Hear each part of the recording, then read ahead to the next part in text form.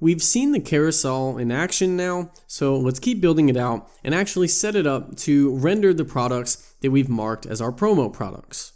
Let's flip back on over to our promotional products.js. Right now we just have our dummy components in for our slides.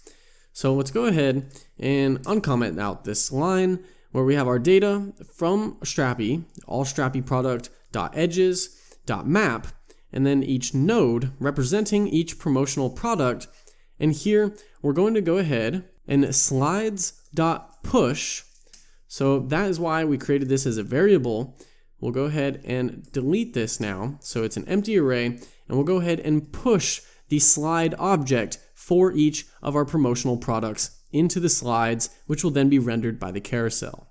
So for each of the nodes here, let's make sure we actually also wrap this in parentheses so we can get not just the node, but also the index of the node. And now we'll push to the slides array an object for each of those images or each of the products. So first we need the key property, and we'll set that equal to the index of the node that we're at. So for the first, second, and third products, it'll be the 0th, 1, and 2nd index. And then we just need the content for the actual component that we want to appear. So I'm going to make this a multi-line statement. And from the design file, we said we're going to need a grid container, but a direction of column. So this way we make sure that we have the image appearing and then the name of the image or product underneath it. So column will make sure that we have those from top to bottom.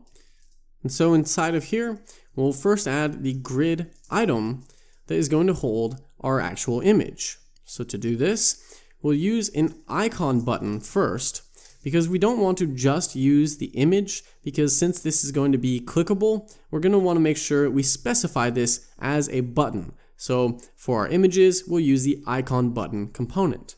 Let's also go ahead and disable the ripple effect, which we had done before. And we'll just do this right now so that we don't have that appearing on our images, because that's not the look that I want for the carousel. So we'll go ahead and open up the icon button, and inside of here, we'll add the image tag with a source. And now this needs to be the URL that we're pulling from our nodes. So this is going to be located on our node.variants. If we come back to the browser and we check our console log, we open this up, here's our node, we'll open that up, and then .variants, and that is an array, and we'll just use the first variant. So we'll go ahead and use the 0th index, and if we open that up, we can see that has the images array, and we'll go ahead and just use the first image and then the URL property there. So .images, and then that's an array, so the first image, and then .url. All right, and then we need to give it an alt property. So we'll just give it an alt. Let's use backticks to say image, and then dash, and then inject the index. So image 0, image 1, and image 2. And now we can go ahead and close that off.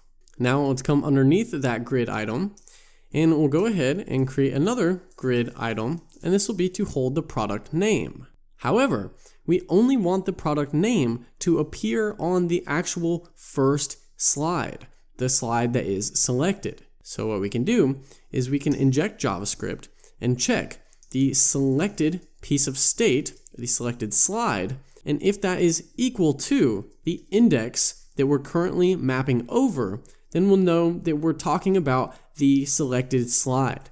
And so if that's true, we'll go ahead and render out the component holding the name.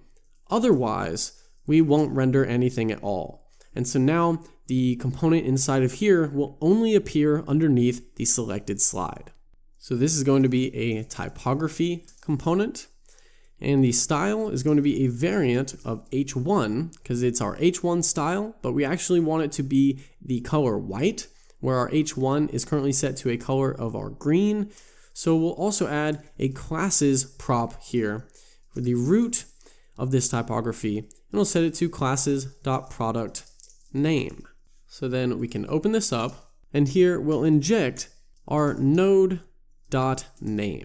Then let's make sure we go up and create our product name class, product name, and we'll set this with just the color of white to overwrite that color. Now let's also come down and along with the key and the content that is required, let's also go ahead and underneath the parenthesis there, let's add a custom field to this, the description field, and we'll set this to the node.description. Node.description, coming from our node.description here to get the description for each product along with the content here. So then we'll be able to pull off the selected slide's description and render it down here in our description.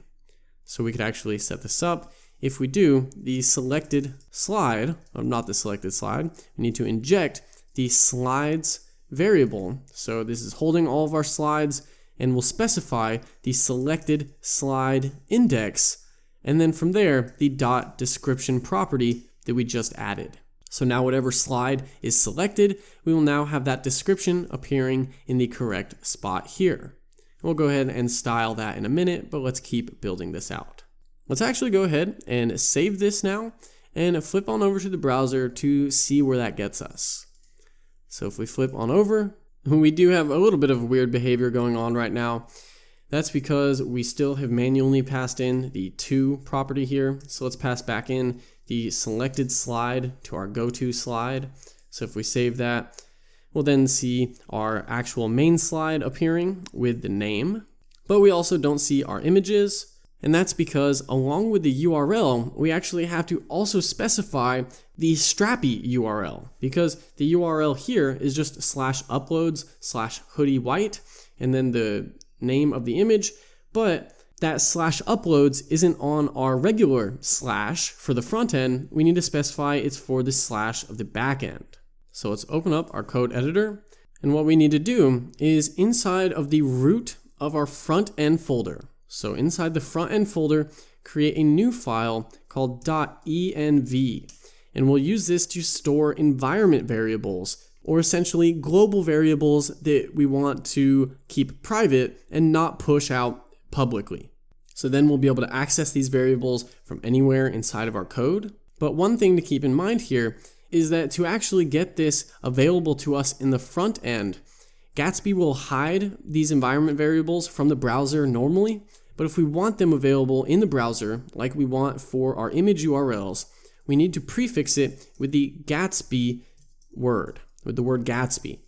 And then we can do underscore, and then strappy underscore URL, and set it equal to http://localhost:1337.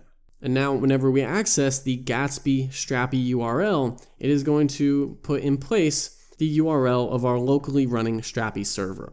And having our code set up this way will make it nice and easy for when we go to production to just simply set the Gatsby strappy URL environment variable to our production strappy server. And then the code will all work the same.